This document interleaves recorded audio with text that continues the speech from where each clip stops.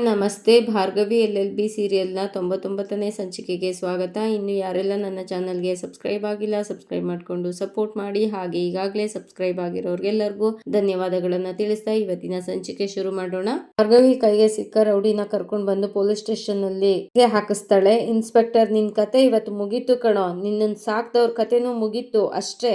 ಭಾರ್ಗವಿ, ದೇವ್ರು ಒಂದ್ ತಗೊಂಡ್ರೆ ಒಂದ್ ಕೊಡ್ತಾನೆ ಅನ್ನೋದು ಇದಕ್ಕೆ ಸರ್. ಸೋತೆ ಹೋದೆ ಅನ್ನೋ ಅಂತ ಭರದಲ್ಲಿದ್ದಾಗ ಗೆಲ್ಲೋ ಹುರುಪ್ ತಂದಿದ್ದಾನೆ ಅವನು. ಕೇಸ್ಗೆ ಒಂದು ಹೊಸ ತಿರುವು ಸಿಗುತ್ತೆ, ಕಟೆಗೆ ಒಂದು ಹೊಸ ಸಾಕ್ಷಿನ ತಂದು ನಿಲ್ಲಿಸ್ದಂಗಾಗುತ್ತೆ. You so much sir, immediate ಆಗಿ ರೆಸ್ಪಾಂಡ್ ಮಾಡಿದ್ದಕ್ಕೆ ಅಂತ ಇನ್ಸ್ಪೆಕ್ಟರ್ಗೆ ಭಾರ್ಗವಿ ಥ್ಯಾಂಕ್ ಯು ಹೇಳ್ತಾಳೆ. ಈ ರವೀಂದ್ರ ಅವ್ರಿಗೆ ತುಂಬಾನೇ ಹೊಡೆದಿದ್ರಿಂದ ರೋಡ್ ನಲ್ಲೇ ಬಿದ್ದಿರ್ತಾರೆ. ಅವ್ರ ಹೆಂಡತಿ ಪೂರ್ಣಿ ಎಲ್ಲರ ಹತ್ರ ಸಹಾಯ ಕೇಳ್ತಾ ಇರ್ತಾರೆ, ಯಾರಾದ್ರೂ ಕಾಪಾಡಿ ಅಂತ ಅಂದ್ಬಿಟ್ಟು. ಆದ್ರೆ ಯಾರು ಕಾಪಾಡೋದಕ್ಕೆ ಬರೋಲ್ಲ. ರವೀಂದ್ರ ಅವರು ನಾನೇನು ತಪ್ಪು ಮಾಡಿಲ್ಲ ಅಂತ ನರಳ್ತಾ ಇರ್ತಾರೆ.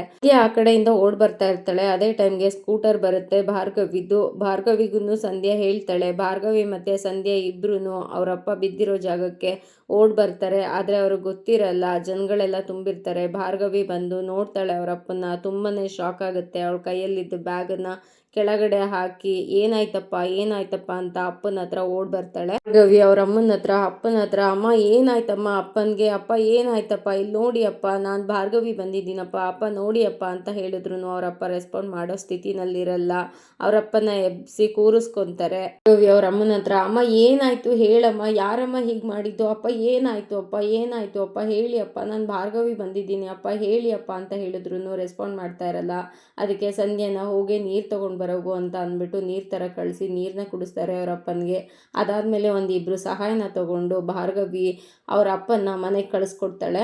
ಅಪ್ಪನ್ನ ಅಲ್ಲಿಂದ ಕರ್ಕೊಂಡು ಹೋದ್ಮೇಲೆ ಭಾರ್ಗವಿ ಎಲ್ಲರ ಹತ್ರನೂ ಏನಾಯ್ತು ಇಲ್ಲಿ, ನಮ್ಮ ಅಪ್ಪನ್ಗೆ ಯಾರು ಮಾಡಿದ್ದು, ಯಾರು ಈ ಸ್ಥಿತಿಗೆ ತಂದಿದ್ದು, ಏನಾಯ್ತು ಹೇಳ್ರಯ್ಯ, ಮಾತಾಡಿ ಯಾರಾದ್ರು ಅಂತ ಅಂದ್ಬಿಟ್ಟು ಕೇಳ್ತಾ ಇರ್ತಾಳೆ.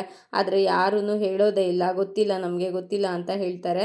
ಇಲ್ಲಿ ಅವ್ರ ಅಪ್ಪನ ಕರ್ಕೊಂಡು ಬಂದು ರೂಮ್ನಲ್ಲಿ ಬೆಡ್ ಮೇಲೆ ಮಲಗಿಸ್ಬಿಟ್ಟು ಅವರು ಕರ್ಕೊಂಡು ಬಂದವರು ಇಬ್ರು ಹೋಗ್ತಾರೆ. ಪೂರ್ಣಿ ಅವ್ರಿಗೆ ನಮಸ್ತೆ ಮಾಡಿ ಕಳಿಸ್ಕೊಡ್ತಾಳೆ. ಏನಾದ್ರೂ ಮಾತಾಡ್ರಿ, ಸಂಧ್ಯಾ ನೀರ್ ತಗೊಂಡ್ ಬಾ ಅಂತ ಹೇಳ್ತಾರೆ. ಸಂಧ್ಯಾ ನೀರ್ ತಗೊಂಡ್ ಬಂದ್ ಕೊಡ್ತಾಳೆ. ನೀರ್ ಕುಡ್ಸೋಕೆ ಅಂತ ಟ್ರೈ ಮಾಡ್ತಾ ಇರ್ತಾರೆ. ಆದ್ರೆ ಅವರು ನೀರ್ ಕುಡಿಯಲ್ಲ. ಆ ಕಡೆಯಿಂದ ಕಲ್ಪನಾ ಮನೆಗೆ ದೇವಸ್ಥಾನದಿಂದ ಬರ್ತಾಳೆ. ಇಬ್ರು ಹೋಗೋದನ್ನ ನೋಡಿ ಯಾರಿವ್ರು ಅಂತ ಅನ್ಕೊಂಡು ಒಳಗಡೆ ಬರ್ತಾಳೆ. ಒಳಗಡೆ ಬಂದು ನೋಡಿ ಶಾಕ್ ಆಗ್ತಾಳೆ. ಅಯ್ಯೋ ಏನಾಯ್ತು ನಮ್ಮ ಅಣ್ಣನ್ಗೆ ಅಂತ ಅಂದ್ಬಿಟ್ಟು ಕೈಯಲ್ಲಿದ್ದ ಬುಟ್ಟಿ ಕೆಳಗಡೆ ಬೀಳುತ್ತೆ. ಬಂದು ಅದಕ್ಕೆ ಏನಾಯ್ತು ಅಣ್ಣನ್ಗೆ ಏನಾಯ್ತು ಅದಕ್ಕೆ ಅಂತ ಕೇಳ್ತಾ ಇರ್ತಾಳೆ. ಅವ್ರ ಅದಕ್ಕೆ ಹತ್ರ ಏನಾಯ್ತು ಅಣ್ಣನ್ಗೆ ಅಂತ ಕೇಳ್ತಾ ಇರ್ತಾಳೆ. ಆದ್ರೆ ಪೂರ್ಣಿ, ಏನು ಕೇಳ್ಬಿಡ ಕಲ್ಪನಾ ನನ್ನನ್ನ, ನಾನೇನು ಹೇಳೋ ಪರಿಸ್ಥಿತಿನಲ್ಲಿಲ್ಲ ಅಂತ ಹೊರಗಡೆ ಬಂದು ಬೃಂದಾಗೆ ಕಾಲ್ ಮಾಡ್ತಾರೆ. ಬೃಂದ, ಏನಿದು ಅಮ್ಮ ಕಾಲ್ ಮಾಡ್ತಾ ಇದ್ದಾರಲ್ಲ ಅಂತ ಬೃಂದ ಫೋನ್ ರಿಸೀವ್ ಮಾಡ್ತಾಳೆ. ಫೋನ್ ರಿಸೀವ್ ಮಾಡಿದ್ದೇನೆ, ನನಗೂ ನಿಮ್ಗೂ ಸಂಬಂಧ ಇಲ್ಲ ಅಂತ ಅಂದ್ಮೇಲೆ ಯಾಕೆ ಫೋನ್ ಮಾಡ್ತಾ ಇದೀಯ ಅಂತ ಅಂದ್ಬಿಟ್ಟು ಬೃಂದ ಕೇಳ್ತಾಳೆ. ಅದಕ್ಕೆ ಅವರಮ್ಮ, ಅಲ್ಲ ಕಣೆ, ನಿನ್ಗೆ ಮನಸ್ಸಾಕ್ಷಿ ಅನ್ನೋದೇ ಇಲ್ವಾ, ರೌಡಿಗಳನ್ನ ಕಳಿಸಿ ನಿಮ್ಮ ಅಪ್ಪನ್ಗೆ ಹೊಡ್ಸಿದೀಯಲ್ಲ, ಇದಕ್ಕೆಲ್ಲ ನೀನೇ ಕಾರಣ ಅನ್ನೋದು ನನಗೆ ಚೆನ್ನಾಗಿ ಗೊತ್ತಿದೆ. ಈ ಥರ ಮಾಡೋದಕ್ಕೆ ನಿನಗೆ ನಾಚಿಕೆ ಆಗಲ್ವಾ, ನಿನ್ನನ್ನು ನಂಬಿದ್ದಕ್ಕೆ, ನಿನ್ನನ್ನು ಹೆತ್ತಿದ್ದಕ್ಕೆ ನಮಗೆ ಸರಿಯಾದ ಪಾಠನೇ ಕಲಿಸ್ತಾ ಇದೀಯ ನೀನು ಅಂತ ಅಂದ್ಬಿಟ್ಟು ಅವ್ರ ಅಮ್ಮ ಹೇಳ್ತಾರೆ. ಅದಕ್ಕೆ ಏನಮ್ಮ ಹೇಳ್ತಾ ಇದೀಯ ನೀನು, ನನಗೂ ಇದಕ್ಕೂ ಸಂಬಂಧನೇ ಇಲ್ಲ ಅಂತ ಅಂದ್ಬಿಟ್ಟು ಬೃಂದ ಹೇಳ್ತಾಳೆ. ಆದರೆ ಅವರು, ಇಲ್ಲ ನನಗೆ ಗೊತ್ತು ನೀನೇ ಈ ಕೆಲಸ ಮಾಡಿರೋದು, ಆದರೆ ಒಂದು ನೆನ್ಪಿಟ್ಕೊ, ನಾವೇನಾದರೂ ಸತ್ರೆ ನಮ್ಮನ್ನು ನೋಡೋದಕ್ಕೆ ನೀನು ಯಾವತ್ತೂ ಬರಬೇಡ, ಅದೊಂದು ಉಪಕಾರ ಮಾಡಿ ನೀನು ಕಟ್ಕೊ, ನಿನ್ನನ್ನು ಹೆತ್ತಿದ್ದಕ್ಕೆ, ನಿನ್ನನ್ನು ನಂಬಿದ್ದಕ್ಕೆ ಒಳ್ಳೆ ಶಾಸ್ತ್ರಿನೇ ಮಾಡಿದೀಯ ನಮಗೆ ನೀನು. ನನ್ನ ಗಂಡ ಈ ಥರ ನೋವನ್ನ ಅನುಭವಿಸೋದನ್ನು ನನ್ನಿಂದ ನೋಡೋಕ್ಕಾಗ್ತಾ ಇಲ್ಲ, ನಾನು ಇವತ್ತು ಕಣ್ಣಾರೆ ನೋಡಿ ನನಗೆ ಗೊತ್ತಾಗ್ತಾ ಇದೆ ನೀನು ಎಷ್ಟು ಕೆಟ್ಟ ಮನುಷ್ಯಳು ಅಂತ ಅಂದ್ಬಿಟ್ಟು ಅರ್ಥ ಆಗ್ತಾ ಇದೆ ಅಂತ ಹೇಳಿ ಬೈದು ಫೋನ್ನ ಕಟ್ ಮಾಡ್ತಾರೆ ಪೂರ್ಣಿ ಅವರು. ಕಟ್ ಆದ್ಮೇಲೆ ಬೃಂದ, ಹೌದು ನನ್ಗೆ ಹೀಗೆ ಆಗುತ್ತೆ ಅಂತ ನನಗೆ ಚೆನ್ನಾಗಿ ಗೊತ್ತಿತ್ತು, ಅವ್ರನ್ನ ಎದುರಾಕೊಂಡ್ರೆ ಅವರು ಸುಮ್ಮನೆ ಬಿಡ್ತಾರಾ, ನಾನು ದುಡ್ಡು ಕೊಟ್ಟಾಗ ತೆಪ್ಪಗೆ ದುಡ್ಡನ್ನ ತಗೊಂಡು ಮನೆಯಲ್ಲಿದ್ದಿದ್ರೆ ಇದೆಲ್ಲ ಆಗ್ತಾ ಇತ್ತಾ, ನಿಮ್ಗಿದೆಲ್ಲ ಆಗಲೇಬೇಕು ಅಂತ ಅಂದ್ಬಿಟ್ಟು ಬೃಂದ ಒಬ್ಳನ್ನೇ ಬೈಕೊತಾ ಇರ್ತಾಳೆ ಅವರಪ್ಪ ಅವ್ರ ಮನೆಗೆ. ಸಂಧ್ಯಾ ಇಲ್ಲಿ ಪೂರ್ಣಿ ಮುಂದೆ ಬಂದು ನಿಂತ್ಕೊಂಡು, ಸಾಕಮ್ಮ ಸಾಕು, ನನಗೆ ನ್ಯಾಯ ಕೊಡಿಸೋ ಭರದಲ್ಲಿ ನೀವೆಲ್ಲರೂ ನೋವು ಅನುಭವಿಸ್ತಾ ಇದ್ದೀರಾ, ನೀವೆಲ್ಲರೂ ನರಕ ಅನುಭವಿಸ್ತಾ ಇದ್ದೀರಾ, ಇದು ನನ್ನಿಂದನೇ ಆಗ್ತಾ ಇರೋದು, ಇದನ್ನ ಯಾವತ್ತೂ ಈ ಕೇಸು ಅದು ಇದು ಅಂತ ಹೋಗೋದು ಬೇಡ, ನನಗೆ ನ್ಯಾಯ ಕೊಡಿಸೋದು ಅಂತ ಎಲ್ಲ ಏನು ಬೇಡ, ಇಲ್ಲಿಗೇನೆ ಇದನ್ನೆಲ್ಲ ಕೈ ಬಿಟ್ಬಿಡೋಣ, ದಯವಿಟ್ಟು ನನಗೆ ಕ್ಷಮಿಸ್ಬಿಡಿ ಅಮ್ಮ, ನನಗೋಸ್ಕರ ನೀವೆಲ್ಲರೂ ನೋವು ತಿನ್ನೋದನ್ನ ನನ್ನಿಂದ ನೋಡೋಕ್ಕಾಗ್ತಾ ಇಲ್ಲ, ದಯವಿಟ್ಟು ನನ್ನನ್ನು ಕ್ಷಮಿಸ್ಬಿಡಿ ಅಂತ ಕೈ ಮುಗಿದು ಬೇಡ್ಕೊತಾಳೆ. ಈ ಭಾರ್ಗವಿ ಎಲ್ಲರ ಹತ್ರ ಬೇಡ್ಕೊತಾ ಇರ್ತಾಳೆ, ಏನಾಯ್ತು ಅಂತ ಹೇಳಿ ಅಣ್ಣ, ಎಲ್ಲರೂ ಹೇಳಿ ಅಣ್ಣ, ಪ್ಲೀಸ್ ಹೇಳಿ ಅಣ್ಣ, ಏನಾಯ್ತು. ಅವತ್ತು ನಮ್ಮನೆಗೆ ಬಂದು ಗಲಾಟೆ ಮಾಡಿದ್ನಲ್ಲ ವಿಕ್ರಮ್ ಭೂಪತಿ, ಅವನ ಹೊಡೆದಿದ್ದು, ಅವನ ಬಂದಿದ್ದು ಹೇಳಿ ಅಣ್ಣ, ಎಲ್ಲರೂ ನೋಡಿದ್ದೀರಾ. ಆದರೆ ಯಾರೂ ಹೇಳೋದಕ್ಕೆ ನಿಮಗೆ ಬಾಯೇ ಬರ್ತಾ ಇಲ್ವಾ? ದಯವಿಟ್ಟು ಹೇಳಿ, ಯಾರಾದರೂ ಹೇಳಿ ಅಪ್ಪನಿಗೆ, ನಮ್ಮಪ್ಪನಿಗೆ ಈ ಥರ ಸ್ಥಿತಿಗೆ ತಂದವ್ರು ಯಾರು ಹೊಡೆದಿದ್ದು ಅಂತ ಹೇಳಿ ಅಂತ ಅಂದ್ಬಿಟ್ಟು ಬೇಡ್ಕೊತಾಳೆ. ಎಲ್ಲರೂ ನಮ್ಮವರು, ನಮ್ಮ ಜನಗಳು ಅಂತ ಅಂದ್ಕೊಂಡ್ರೆ ಯಾರು ಬಾಯೇ ಬಿಡ್ತಾ ಇಲ್ವಲ್ಲ.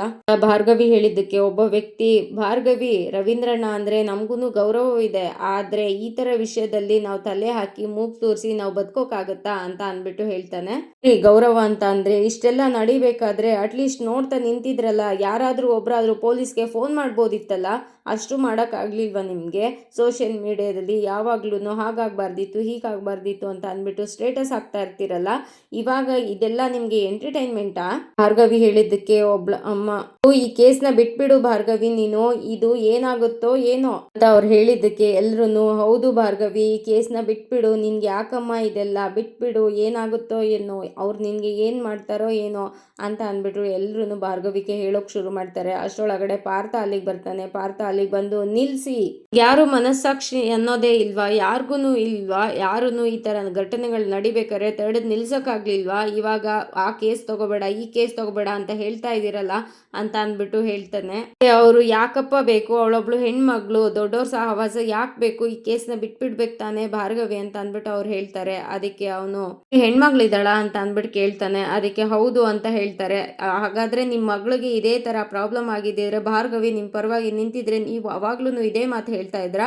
ನಿಮ್ಮ ಮನೆ ಹೆಣ್ಮಕ್ಳಿಗಾದ್ರೆ ಒಂದು ನ್ಯಾಯ, ಇನ್ನೊಬ್ರ ಮನೆ ಹೆಣ್ಮಕ್ಳಿಗಾದ್ರೆ ಇನ್ನೊಂದು ನ್ಯಾಯನ, ಯಾಕೆ ಯಾರು ಸಹಾಯ ಮಾಡ್ತಾ ಇಲ್ಲ ಅಂತ ಅಂದ್ಬಿಟ್ಟು ಕೇಳ್ತಾರೆ. ಅದಕ್ಕೆ, ತಪ್ಪ, ನಾವೆಲ್ಲ ಸ್ವಾರ್ಥಿಗಳು, ನಾವ್ಯಾಕೆ ಹೇಳಬೇಕು ಇಲ್ಲಿ ನಡೆದಿದ್ದನ್ನ, ನಾವ್ಯಾರು ಹೇಳೋದಿಲ್ಲ, ನಮಗೂ ಹೆಂಡತಿ ಮಕ್ಕಳು ಅಂತ ಇದ್ದಾರೆ, ನಡೀರಿ ಎಲ್ಲರೂ ಹೋಗೋಣ ಅಂತ ಅಂದ್ಬಿಟ್ಟು ಎಲ್ರೂ ಅಲ್ಲಿಂದ ಹೋಗೋದಕ್ಕೆ ಶುರು ಮಾಡ್ತಾರೆ. ಕೊನೆಗೆ ಭಾರ್ಗವಿ ಮತ್ತು ಪಾರ್ಥ ಮಾತ್ರ ಅಲ್ಲಿ ಉಳಿತಾರೆ. ಎಲ್ರೂ ಅಲ್ಲಿಂದ ಯಾರು ಸತ್ಯನ ಹೇಳ್ದಾನೆ ಅಲ್ಲಿಂದ ಹೊರಟೋಗ್ಬಿಡ್ತಾರೆ.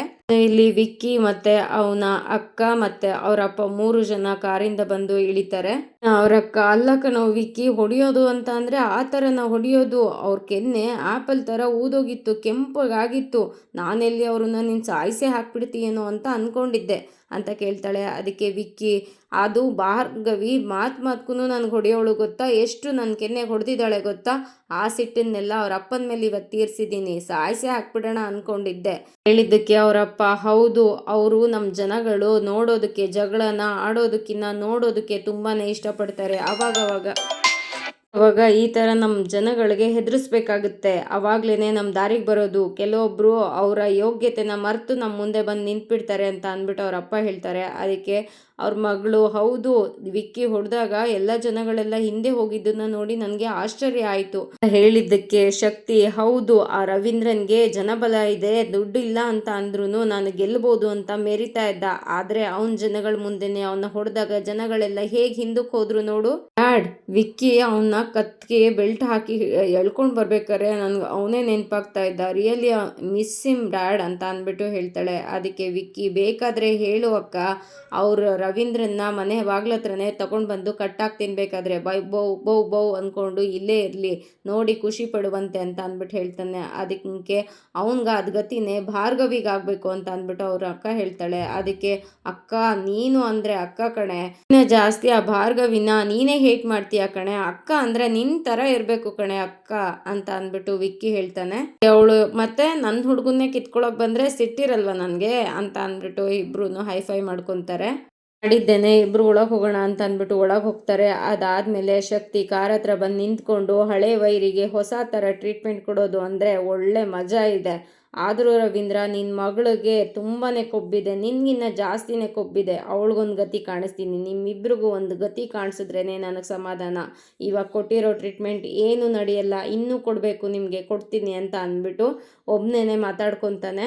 ಅಂತ ಅಲ್ಲಿಂದ ಜನಗಳೆಲ್ಲ ಹೋದ್ಮೇಲೆ, ಮೇಡಮ್ ಅದು ಏನೇ ಆಗಲಿ ಮೇಡಮ್, ನಾನು ನಿಮ್ಮ ಜೊತೆ ಇರ್ತೀನಿ, ಕೋರ್ಟು, ಜಗಳ, ಇನ್ನೊಂದು ಮತ್ತೊಂದು ಏನೇ ಇರಲಿ ಮೇಡಮ್, ಆದರೆ ಬಂದು ಈ ಥರ ಚಿತ್ರಹಿಂಸೆ ಕೊಡೋದು ತುಂಬಾ ತಪ್ಪು ಮೇಡಮ್, ಅದು ಏನೇ ಆದರೂ ನಾನು ನಿಮ್ಮ ಜೊತೆಗಿರ್ತೀನಿ. ನಿಮಗೆ ಯಾರ ಮೇಲಾದರೂ ಅನುಮಾನ ಇದೆಯಾ ಅಂತ ಅಂದ್ಬಿಟ್ಟು ಪಾರ್ಥ ಕೇಳ್ತಾನೆ. ಅದಕ್ಕೆ ಪಾರ್ಥ ಕೇಳಿದ್ದಕ್ಕೆ ಭಾರ್ಗವಿ, ಪಾರ್ಥ, ನನಗೆ ಏನಾಗ್ತಾ ಇದೆ, ಏನು ನಡೀತಾ ಇದೆ, ಏನಾಗ್ತಾ ಇದೆ ನನ್ನ ಜೀವನದಲ್ಲಿ ಅನ್ನೋದು ಏನೂ ಗೊತ್ತಾಗ್ತಾ ಇಲ್ಲ. ಬ್ಲ್ಯಾಂಕ್ ಆಗಿಬಿಟ್ಟಿದ್ದೀನಿ. ದಯವಿಟ್ಟು ನನ್ನನ್ನು ಸ್ವಲ್ಪ ಹೊತ್ತು ನನ್ನ ಪಾಡಿಗೆ ನನ್ನನ್ನು ಬಿಟ್ಬಿಡು ಅಂತ ಅಂದ್ಬಿಟ್ಟು ಕೇಳ್ಕೊತಾಳೆ.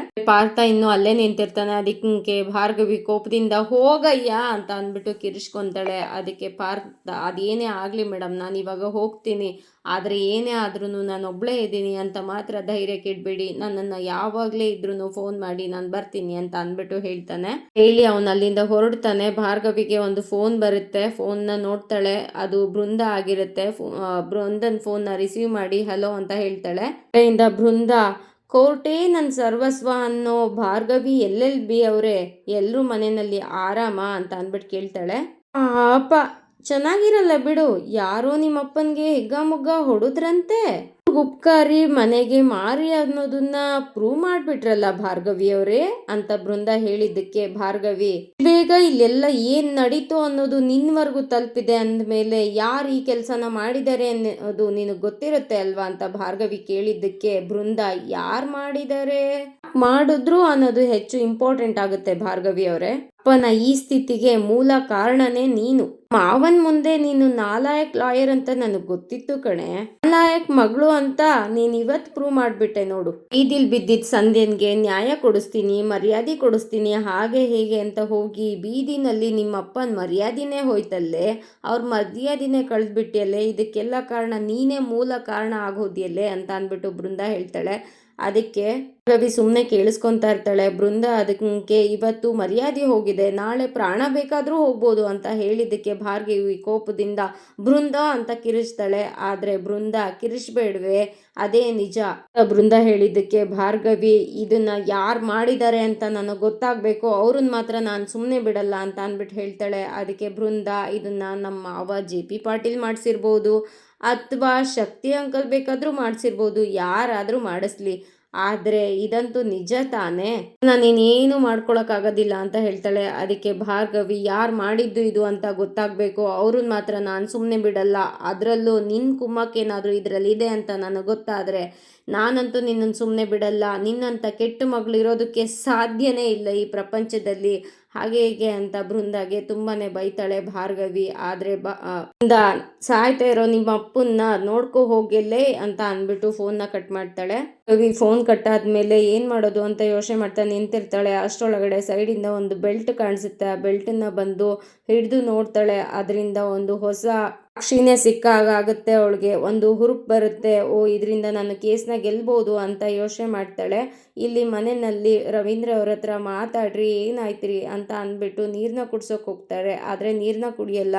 ಅದಕ್ಕೆ ಕಲ್ಪನಾ ಅಣ್ಣನಿಗೆ ಗಾಬರಿ ಆಗಿದೆ ಅನಿಸುತ್ತೆ, ಅದರಿಂದ ತುಂಬ ನೊಂದಿದ್ದಾನೆ, ಅವ್ನು ನೀರನ್ನು ಕುಡಿತಾ ಇಲ್ಲ ಅಂತ ಅಂದ್ಬಿಟ್ಟು ಹೇಳ್ತಾಳೆ. ಅದಕ್ಕೆ ಪೂರ್ಣಿ, ಯಾಕ್ರಿ ಏನಾಯ್ತ್ರಿ, ಇದು ಕಲ್ಪನಾ ರೀ, ನಿಮ್ಮ ತಂಗಿರಿ, ನೋಡ್ರಿ ಅಂತ ಹೇಳಿದ್ರೆ ಯಾರು ನೀನು ಅಂತ ಅಂದ್ಬಿಟ್ಟು ರವೀಂದ್ರ ಅವರು ಕೇಳಿಬಿಡ್ತಾರೆ. ಇಬ್ಬರೂ ಶಾಕ್ ಆಗ್ತಾರೆ. ಅಯ್ಯೋ, ಅವರು ಇದರಿಂದ ತುಂಬಾ ಶಾಕ್ ಆಗಿದ್ದಾರೆ. ಅವ್ರಿಗೆ ಮಾತೇ ಬರ್ತಾ ಇಲ್ಲ, ನಮ್ಮನ್ನು ಗುರ್ತಿಸ್ತಾ ಇಲ್ಲ. ನೋಡು ಪೂರ್ಣಿ, ನೋಡು ಕಲ್ಪನಾ ಅಂತ ಅಂದ್ಬಿಟ್ಟು ಇಬ್ರು ಮಾತಾಡ್ಕೊತಾರೆ. ಅವ್ರ ಹತ್ರ, ನೋಡ್ರಿ ಇಲ್ಲಿ ಮಾತಾಡ್ರಿ, ನಾನು ರೀ ಪೂರ್ಣಿ, ನಾನು ನಿಮ್ಮ ಹೆಂಡತಿ ಪೂರ್ಣಿ ಅಂತ ಎಷ್ಟೇ ಹೇಳಿದ್ರು ರವೀಂದ್ರ ಅವ್ರಿಗೆ ಗೊತ್ತಾಗೋದಿಲ್ಲ. ಇಬ್ರಿಗೂ ಶಾಕ್ ಆಗುತ್ತೆ. ಇಲ್ಲಿ ಭಾರ್ಗವಿ ಆ ಬೆಲ್ಟನ್ನು ನೋಡಿ, ನನಗಿದ್ರಿಂದ ಒಂದು ಅಸ್ತ್ರನೇ ಸಿಕ್ಕಿದೆ, ಇನ್ನು ಅವ್ರಿಗೆ ಬುದ್ಧಿ ಕಲಿಸ್ತೀನಿ ಅಂತ ಹೇಳ್ಕೊಂಡು ಆ ಬೆಲ್ಟನ್ನು ತಗೊಂಡು ಮನೆಗೆ ಓಡಿ ಬರ್ತಾಳೆ ಅಪ್ಪನ ನೋಡೋದಕ್ಕೋಸ್ಕರ. ಆದರೆ ಅಪ್ಪ ಏನೂ ರೆಸ್ಪಾಂಡ್ ಮಾಡ್ತಾ ಇರಲ್ಲ. ಒಳಗಡೆ ಬಂದು ನಿಂತು ಅಪ್ಪನ ನೋಡಿ ತುಂಬಾನೇ ಶಾಕ್ ಆಗಿ, ಅಪ್ಪನಿಗೆ ಹೀಗಾಗೋಯ್ತಲ್ಲ ಅಂತ ತುಂಬ ಅಳೋದಕ್ಕೆ ಶುರು ಮಾಡ್ತಾಳೆ. ಇದಾಗಿತ್ತು ಇವತ್ತಿನ ಸಂಚಿಕೆ. ಈ ಸಂಚಿಕೆ ಇಷ್ಟ ಆಗಿದ್ರೆ ಒಂದು ಲೈಕ್ ಕೊಟ್ಟು ಶೇರ್ ಮಾಡಿ, ಕಮೆಂಟ್ ಬಾಕ್ಸಲ್ಲಿ ಕಮೆಂಟ್ ಮಾಡಿ ತಿಳಿಸಿ ಹೇಗಾಗಿತ್ತು ಇವತ್ತಿನ ಸಂಚಿಕೆ ಅಂತ. ಮುಂದಿನ ಸಂಚಿಕೆಯಲ್ಲಿ ಸಿಗೋಣ. ಅಲ್ಲಿವರೆಗೂ take care, bye, thank you.